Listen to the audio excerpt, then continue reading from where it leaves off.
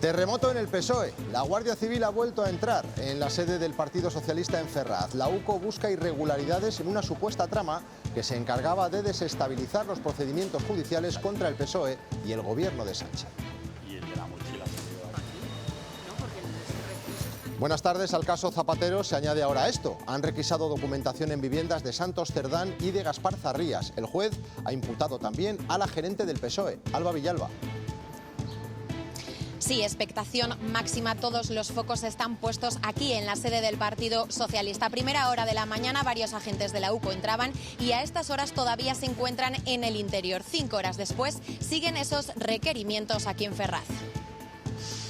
A Pedro Sánchez le ha pillado todo en un viaje a Roma y aquí en Castilla y León le hemos preguntado a Carlos Martínez. Esto es lo que nos decía el secretario regional del PSOE cuando le cuestionábamos en Valladolid, en la sede de las Cortes, sobre Zapatero.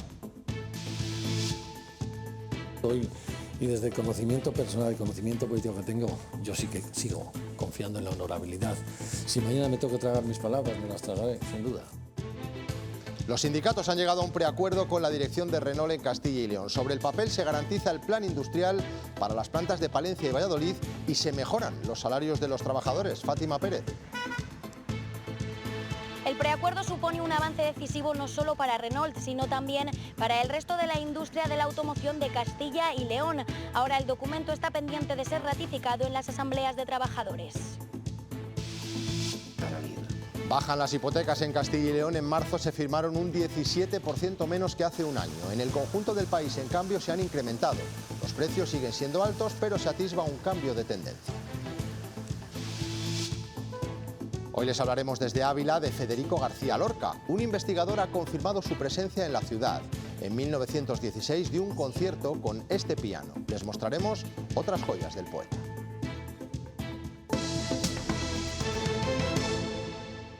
La UCO ha vuelto a entrar en la sede nacional del PSOE en la calle Ferraz de Madrid. Investigan una supuesta trama que se encargaba de dificultar y de poner trabas a la instrucción judicial contra miembros del PSOE y del Gobierno. Todo en el marco del caso Leire Díaz, la llamada fontanera del PSOE. ¿Qué más hemos conocido, Alba?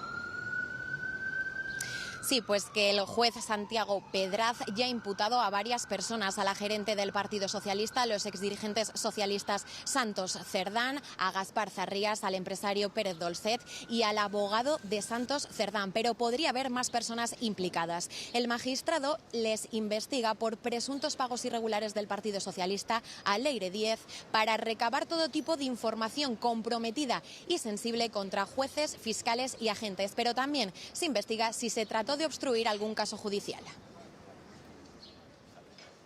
Nube de periodistas en Ferraz. Desde las 8:30 de la mañana, agentes de la UCO están en la sede socialista. Lo hacen a petición del juez de la Audiencia Nacional, Santiago Pedraz, que investiga una presunta trama dirigida a desestabilizar los procedimientos judiciales que afectaban al PSOE o al Gobierno. Se intenta constatar la existencia de una red que habría pagado dinero para evitar esas investigaciones. La actividad presuntamente delictiva investigada es grave, tanto por las penas que pudieran imponerse como por el elevado importe de las transacciones económicas objeto de investigación. Los agentes requieren en la sede socialista documentación y archivos electrónicos y de forma simultánea se registran domicilios y oficinas en Madrid y Navarra de los investigados. 10 nombres aparecen relacionados con esta trama, entre ellos el exsecretario de Organización del PSOE, Santos Cerdán, la exmilitante socialista Leire Díaz, el empresario Pérez Dolcet o el histórico dirigente del PSOE andaluz, Gaspar Zarrías, todos investigados por 9 delitos. Organización criminal, plurales delitos de cohecho, revelación de secretos, inducción al falso testimonio, acusación falsa, falsedad en documento mercantil, prevaricación, tráfico de influencias y delito contra las instituciones del Estado. Además, se investiga a un guardia civil, por lo que la UCO también entra esta mañana en la propia Dirección General de la Benemérita, con el objetivo de recabar expedientes por posibles filtraciones. Asimismo, el juez señala como indiciaria a la actual gerente del PSOE, Ana María Fuentes, a la que sitúa al menos como cómplice. Y atención, porque el diario El Mundo desvela en exclusiva que el auto del juez sitúa el comienzo de esta presunta trama criminal tras la imputación de Begoña Gómez y durante esos 5 días que Pedro Sánchez se tomó de reflexión por la apertura de las diligencias penales a su mujer. El juez apunta que se mantuvieron reuniones en Ferraz para urdir la trama que tenía como objetivo tapar los casos de corrupción relacionados con el PSOE. Estos movimientos de la UCO ocurrían con Pedro Sánchez a casi 1.400 kilómetros de la sede de Ferraz, en el Vaticano, donde el presidente del Gobierno mantenía a primera hora una reunión con el Papa León XIV. Tras esa audiencia, Sánchez ha comparecido ante los medios para explicar que no se plantea adelantar elecciones y que reitera su confianza en Rodríguez Zapatero. Sobre la entrada de la UCO en la sede de Ferraz, ha dicho que respeta las actuaciones judiciales. Respetemos a la justicia, colaboración con la justicia y el compromiso, por supuesto, del Partido Socialista en que si hay, comportamientos irregulares, nuevos, me refiero, pues actuaremos con la misma contundencia que hemos actuado. No veo elementos en los que ahora mismo se pueda hacer un cambio de posición por parte ni del Partido Socialista ni del Gobierno de España respecto a lo conocido en el auto y también en el sumario.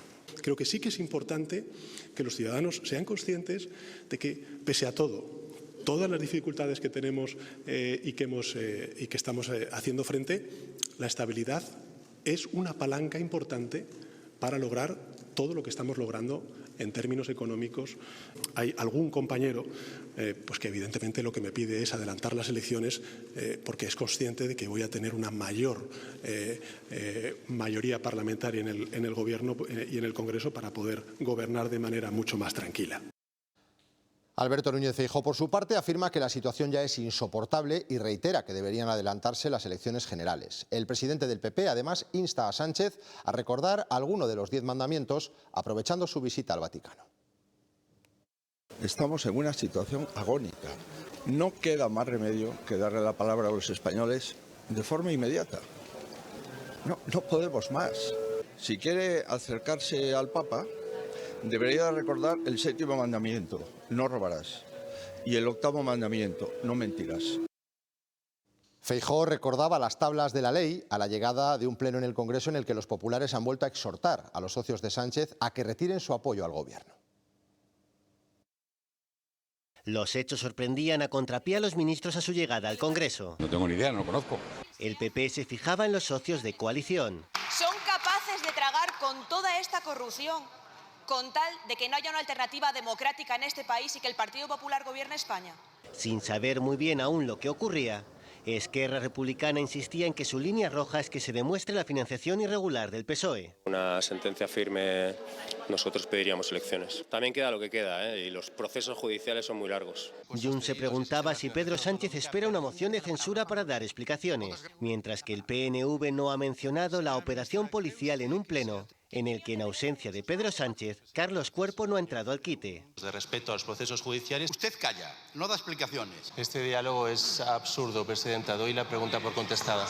En medio del fuego político y mediático, los diputados desalojaban la Cámara en un simulacro de incendios que ha dado juego al PP. Van ustedes a escuchar unas sirenas. No se inquieten, no es la UCO. Yolanda Díaz no se cuestiona la continuidad de Sumar en el Gobierno, aunque... No me gusta nada lo que estoy viendo en la política española, nada. Y Santiago Abascal... Hay que detenerlos y hay que juzgarlos. Pedía el arresto de Sánchez y Zapatero en sus redes sociales porque hoy no ha ocupado su escaño de diputado. Nos hemos puesto en contacto con dirigentes históricos del PSOE de Castilla y León y ninguno de momento ha querido hacer declaraciones. Sí que ha hablado el secretario regional socialista en la comunidad. Lo ha hecho en un acto que tenía en las Cortes. ¿Qué ha dicho Carlos Martínez? Elena Rodríguez. Sí, Carlos Martínez resta importancia a la entrada de la UCO hoy en Ferraz. Desde el PSOE de Castilla y León manifiestan absoluta tranquilidad a pesar de los escándalos que asolan al partido y en los que prefieren no posicionarse porque ellos dicen van a hablar de lo que sucede en esta comunidad. El líder autonómico sigue avalando la gestión de Pedro Sánchez y asegura el presidente del Gobierno se ha ganado la potestad de convocar las elecciones cuando crea necesario. Es más, para Carlos Martínez adelantarlas sería, en sus palabras, pegarse un tiro en la rodilla. Sobre la trama de Zapatero no ha querido ahondar en el contenido del sumario, pero insiste en que confía en la honorabilidad del expresidente. Si mañana me toca tragar mis palabras, me las tragaré, sin duda. Pero hoy, lógicamente, tengo plena confianza en la integridad y en la honestidad de nuestro compañero José Rodríguez Zapatero. Las opiniones son muy dispares dentro del partido, ¿no? En mitad de la tormenta que sacude hoy al PSOE se suma el sumario de Zapatero, que sigue dando que hablar. El magistrado Calama apunta en su auto, según ABC, que los directivos de Plus Ultra celebraron el cese de Ábalos y que Zapatero incluso llegó a presionarle. Alba, volvemos contigo. Sí, en las investigaciones la UDEF recoge precisamente cómo altos directivos de Plus Ultra celebraron que Sánchez cesara al exministro de Transportes José Luis Ábalos. Pero en todo el material incautado por la policía y tal y como recoge ABC, también se ha dado a conocer una reunión que habrían mantenido Zapatero con el exministro de Transportes José Luis Ábalos y en la que estaría presente su asesor Koldo García. Dicen además que, según indica el ministro José Luis Ábalos, Zapatero le presionó para autorizar esa ayuda pública a la aerolínea. El caso de Zapatero es uno más que se suma a la presunta trama de corrupción en el Partido Socialista. Las próximas 3 semanas para Pedro Sánchez no serán nada fáciles. El intenso calendario de los tribunales, por donde pasarán parte de su núcleo más cercano, empieza mañana mismo. En Badajoz comienza la causa contra su hermano y el exsecretario general del PSOE de Extremadura. Ya el 9 de junio su mujer, Begoña Gómez, comparecerá ante el juez Peinado y el expresidente Zapatero testificará finalmente el 17 y 18 de junio. Y mientras ocurre este desfile procesal, se espera también que se conozca la sentencia contra José Luis Ábalos y Koldo García por el caso Mascarillas. A estas 4 causas hay que sumar otras muchas. Hay que remontarse a 2023, cuando estalló el caso Mediador, con el conocido Tito Berni a la cabeza. Esta trama eclipsó todo hasta la llegada del caso Koldo, con Santos Cerdán o Pardo de Vera, en aquel entonces presidenta de Adif, investigados por cobros de comisiones por adjudicaciones. Precisamente, quien decía ser la mano derecha de Cerdán, Leire Díez, una militante socialista conocida como la Fontanera, también está investigada por maniobrar presuntamente contra las instituciones. Esta, además, fue detenida en otra trama, la relacionada con amañar adjudicaciones de contratos de la SEPI, donde fue arrestado también su expresidente, sin olvidar la sentencia por revelación de secretos al fiscal general del Estado. En total, más de una treintena entre imputados, procesados o condenados que salpican directamente a Pedro Sánchez. El Grupo Parlamentario Socialista en Castilla y León reclama que se convoque el pleno de investidura cuanto antes. Para ello se acogen al reglamento de la Cámara. Asegura Martínez que la comunidad no puede seguir sumida en la parálisis. Además plantea una modificación de la normativa para acortar plazos y que el escenario actual, dice, no vuelva a repetirse. Desde el PP responden que ese escrito tiene eficacia cero y que se trata de una cortina de humo para no dar explicaciones de los casos de corrupción dentro del PSOE.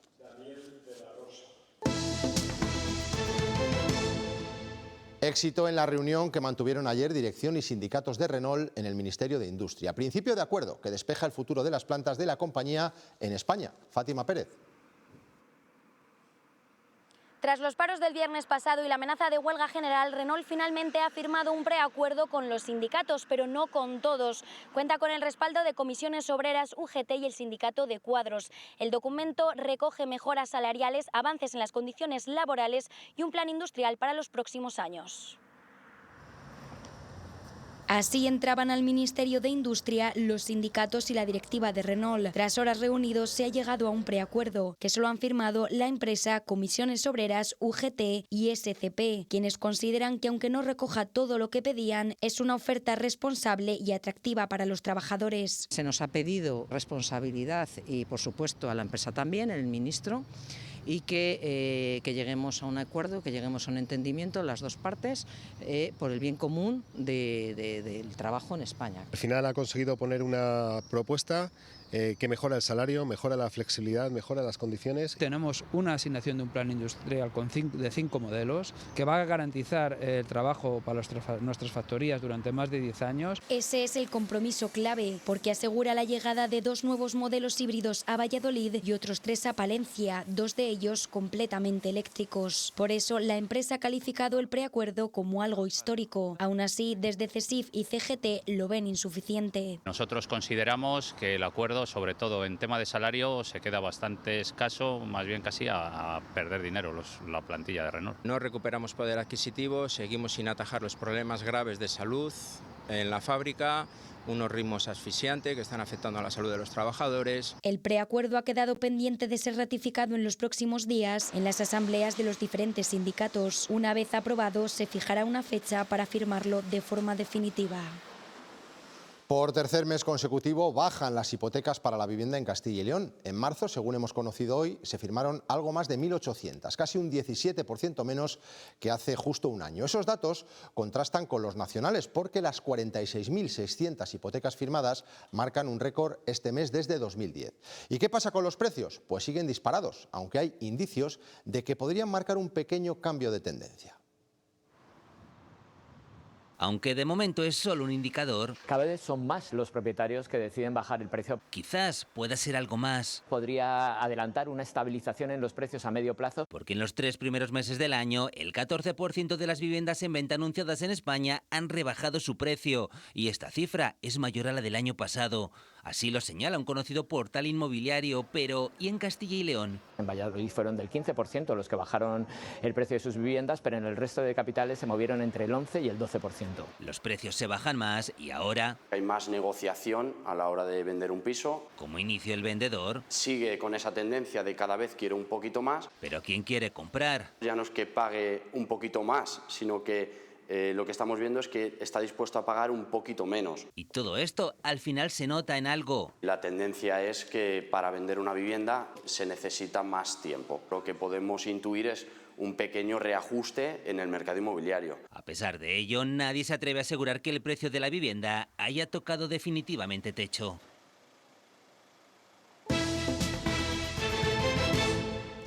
Proyecto pionero en Castilla y León para fijar población. Una importante empresa energética ha sustituido sus métodos tecnológicos en las canalizaciones subterráneas por el pastoreo. Miguel Ángel Blanco. El medio rural ha encontrado en la gran industria energética un aliado para preservar su forma de vida. Aquí en este entorno se han sustituido las máquinas para que el ganado mantenga limpias las infraestructuras que abastecen a las ciudades.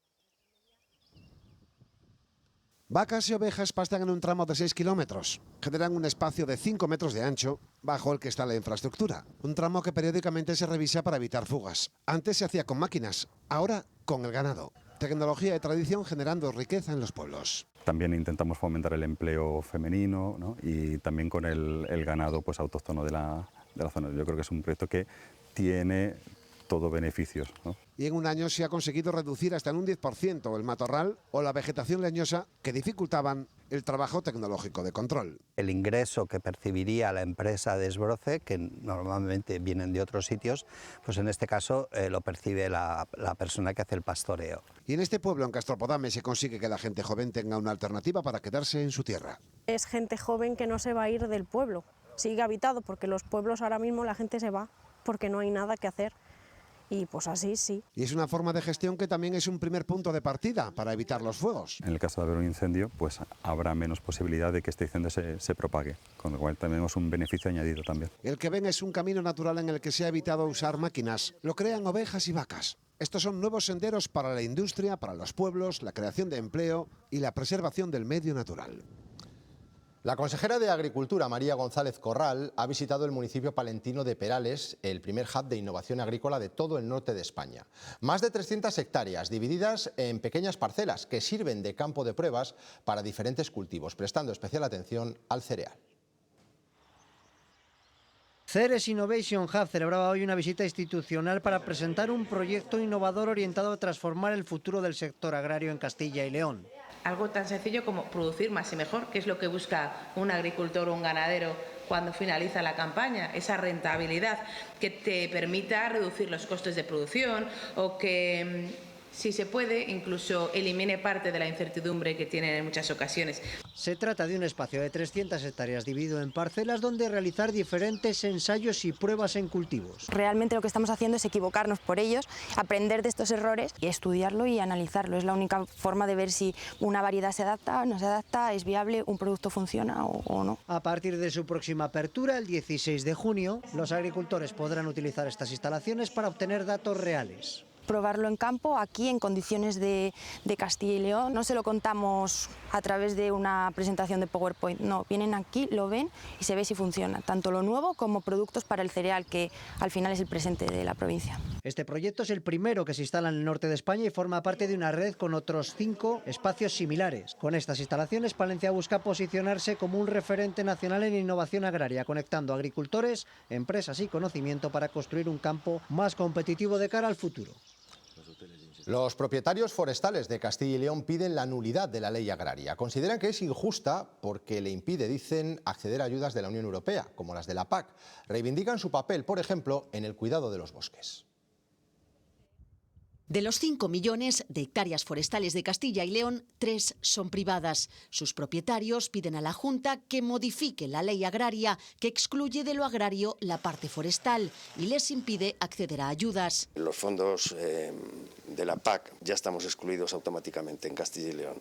Entonces, esos fondos son cuantiosos, cada vez menores, pero cuantiosos todavía, y la parte forestal recibe un escaso 3% del total de la PAC. La superficie forestal, dicen, está demasiado fragmentada. Son 700.000 los propietarios forestales en la comunidad que no tienen herramientas, aseguran, para hacer gestión forestal. Al propietario que quiere vender o que quiere hacer algo con esas fincas, legalmente, incluso a nivel de impuestos y de transmisiones, pues le cuesta más que dejar las fincas sin hacer nada. El camino, según la Junta, es la concentración y el asociacionismo, es decir, el modelo Soria. Es el modelo más adecuado, buscar que esas pequeñas parcelas se unan y se haga una gran parcela, y entonces sea económicamente rentable explotarla. Desde la Administración apelan a la gestión sostenible de los propietarios privados para reducir el riesgo de incendios. Una persona ha sido detenida en Zamora acusada de participar en una organización criminal dedicada al tráfico de migrantes cubanos. Viajaban en avión desde este país hasta Serbia y eran trasladados por vía terrestre hasta España. Les captaban ofreciéndoles un paquete denominado bolsa de viaje, con el que se les habría prometido billetes de avión, seguros médicos y reservas hoteleras. En algunas ocasiones la organización habría abandonado incluso a su suerte a los migrantes en Macedonia del Norte. 8 personas han sido puestas a disposición judicial por maltrato animal en Burgos, por graves deficiencias en el cuidado y en el transporte de vacas destinadas al matadero. Los propios servicios veterinarios de la Junta alertaron de esta situación en el mes de enero. La operación reparte la responsabilidad entre ganaderos, transportistas, tratantes y empresarios. Las 8 personas implicadas son de A Coruña, Lugo, Cantabria, Vizcaya y Portugal. También hoy ha terminado el proceso para asignar las plazas MIR. Castilla y León ha cubierto todas sus plazas con la asignación de la última de ellas, una de Medicina de Familia y Comunitaria en Ponferrada, en León. La oferta de 2026 de formación sanitaria de Castilla y León incluía 190 plazas para futuros especialistas en Medicina de Familia. Entre el 2 y el 4 de junio, ya lo saben, se celebran en Castilla y León las pruebas de acceso a la universidad. Los jóvenes se juegan mucho para acceder a los estudios que quieren. Cada vez están más informados sobre las opciones y sobre dónde hacerlo. La próxima semana se celebrará en Castilla y León la prueba de acceso a la universidad. Los estudiantes suelen tener muy claro los estudios que quieren cursar, pero también se interesan por las universidades en las que poder hacerlo. Hoy precisamente se ha presentado el ranking de las mejor posicionadas. Cataluña, País Vasco y Navarra ocupan los primeros puestos. Las universidades de Castilla y León se encuentran más o menos a mitad de la tabla. Para mejorar su posición deberían apostar por la internacionalización, por la relación con las empresas y también por la investigación. Después de esto, tocará elegir no solo la carrera, sino también la universidad donde estudiarla. Un informe de la Fundación Conocimiento y Desarrollo ha establecido un ranking de los mejores centros universitarios españoles. Las universidades de Castilla y León se encuentran en la parte alta media del ranking, con la Universidad de Salamanca siendo como la líder regional. Estos son los niveles de tasa de graduación: bajo en la Universidad de Burgos, medio en las de León, Salamanca y Valladolid. Si hablamos de prácticas en empresas, el nivel es alto en la de Burgos y medio en el resto de universidades públicas. Y en los 4 campus es muy alta la presencia de estudiantes de otras comunidades autónomas. En este ranking también hay universidades privadas. Castilla y León se posiciona en el top 3 de enseñanza y aprendizaje, es decir, tiene buenos resultados de rendimiento relativo al resto de universidades, del resto de comunidades en este aspecto. Y ahí es la Universidad Pontificia de Salamanca la que mejor se posiciona. Esta herramienta no solo sirve a los estudiantes, también a las universidades. Les permite plantear estrategias, hacer seguimientos también de su propia realidad. El informe también señala qué títulos despiertan mayor interés. Las carreras más demandadas en la pública son Ciencias Políticas, Periodismo y Sociología. El Paraninfo de las Escuelas Mayores de la Universidad de Salamanca ha acogido el acto de clausura del programa interuniversitario de la experiencia. La iniciativa ha contado este curso con la participación de más de 1.600 estudiantes. Nunca te acostarás sin saber una cosa más y además no importa la edad. Eso debieron pensar los 223 alumnos que hoy se gradúan en este programa interuniversitario de la experiencia. Una formación integral que no solo acerca a la cultura a nuestros mayores, sino también fomenta las relaciones sociales. Estos son los alumnos del tercer curso, pero durante este curso 2025-2026 en esta Universidad de Salamanca han participado más de 1.600 alumnos, todos ellos mayores de 55 años. Su reinado no fue solo una época de catástrofes o de guerras, sino una etapa dorada para las artes y para la defensa en los fueros, los mismos derechos para hombres y mujeres. Hablamos de la reina Urraca I. León se convierte desde hoy en el epicentro mundial de la investigación sobre su figura, un foro internacional en el que expertos de 25 universidades de todo el mundo buscan por fin reivindicar su nombre. El objetivo, que sea valorada, entendida y acercada a nuestro tiempo sin los prejuicios del pasado.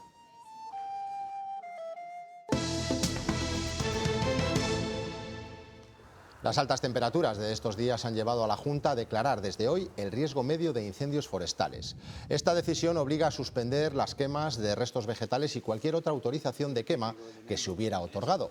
La EMET prevé que este episodio de calor se extienda varios días más.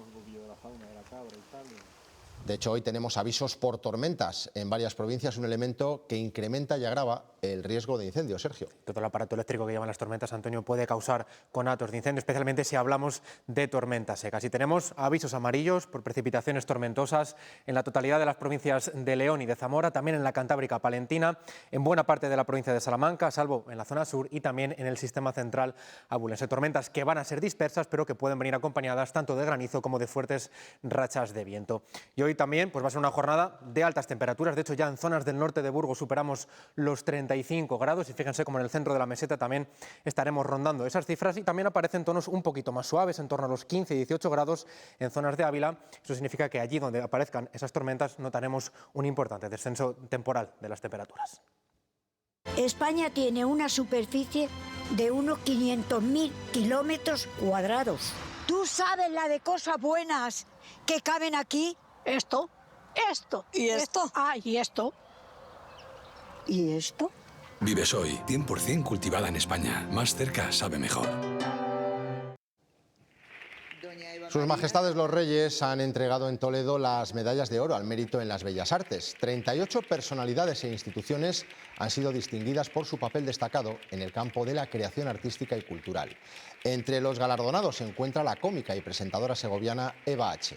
También han recibido el premio rostros populares como Aitana Sánchez Gijón, Maribel Verdú o Carmen Machi. A título póstumo se ha reconocido al cantante y compositor Robe Iniesta.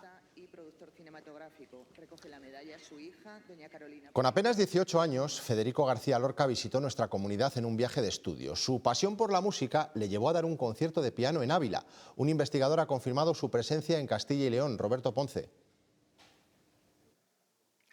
Este antiguo piano, ahora desafinado, es el que tocó Federico García Lorca en 1916, es decir, un joven que estaba desarrollando su faceta de músico entonces. Se cree que aquí, en Ávila, ofreció uno de sus primeros conciertos en público, una visita que está documentada y vamos a conocer.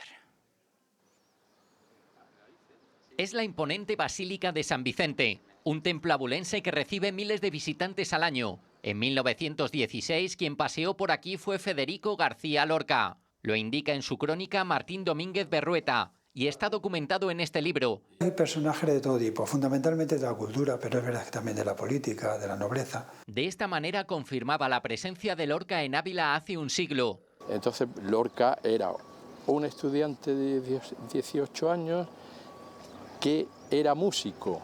La investigación de este abulense le lleva, por lo tanto, al Instituto Isabel de Castilla, donde ha terminado el piano Maristany, que ahora adquiere más valor. Y sobre todo la continuidad patrimonial del piano. Son datos de la biografía de Federico García Lorca que quedan reflejados en una publicación de Rafael Gómez, que quiere continuar aportando detalles de la historia del poeta, que también componía e interpretó su música al piano en Ávila. Yo creo que Ávila le debe a Lorca una plaza y una lápida al pie de esas murallas profundas que él decía que tanto le cautivaron. Como enamora la historia de Lorca, cuya letra está ligada también a la ciudad de la muralla.